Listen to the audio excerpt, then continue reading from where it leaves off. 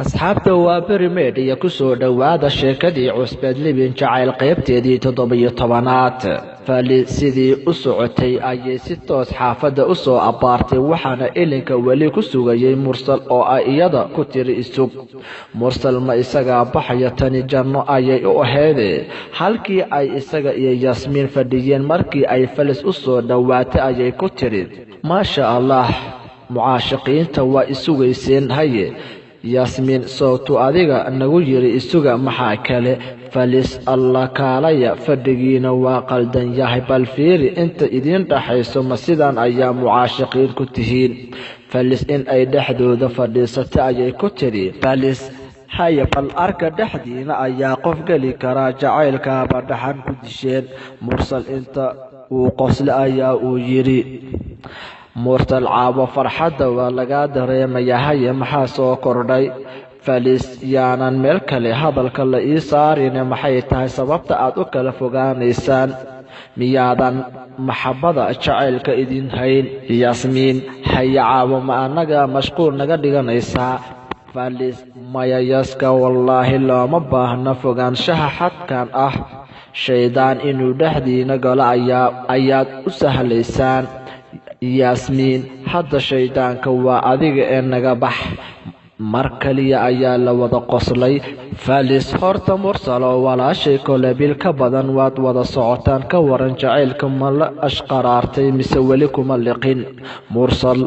caawo erayo waaweyn ayaad ku hadlaysaa ma jacaylka adiga kaa tambadiyey falis mar hore ayaa uu kaa meel igu xirtay waan hubaa yasmiin waa uu liqay laakiin xishood iyo afgaabni ayay dheer tahay yasmiin falisay haddaan guriga naga gasho ka waran waad naqastay falis haye malaha sheeko ayaan idinka qasay waan baxayaa mursal sheeko ma aadan qasin ee yasmiin ayaa sir aysan ii sheegin ka faafinaysaa falis mursalow yasmiin waa qof degan oo mudan in nolol lala wadaago ma ogtahay in aan ka maseero degnaanta iyo xishoodkeeda markaan arko mursal waa runta falisay falis haya yasmiin wallaahi runta ayaan ka hadlayaa caawahay celin aan wax walba u sheega mursal yasmiin kolley waxa caawa kaa hadlinayo wax yar maaha ee farxadda aan kula wadaagnay inoo sheeg falis farxad soo korodhay ma jirtee adiga iyo mursal ayaan idinku faraxsanahay ilaahay kuwii iscalfadaha idinka yeelo aamiin walaashayda qaaliga ogow mursal beri shaqo ayaa uu leeyahay adiga iyo aniga caawa xil gooni ayaa lana saaran ileen hooyo ma joogto sooma ogite mursal oo doonaya in lasii jooga ayaa isaga oo yasmiin warka ku raacayo ku yiri mursal haa falisay habeeno kale ayaa badan oo sheekada aan isku dhuri doonaa haye habeen wanaagsan falis wanaagsan mursal waa ku sidee sida aad aniga ii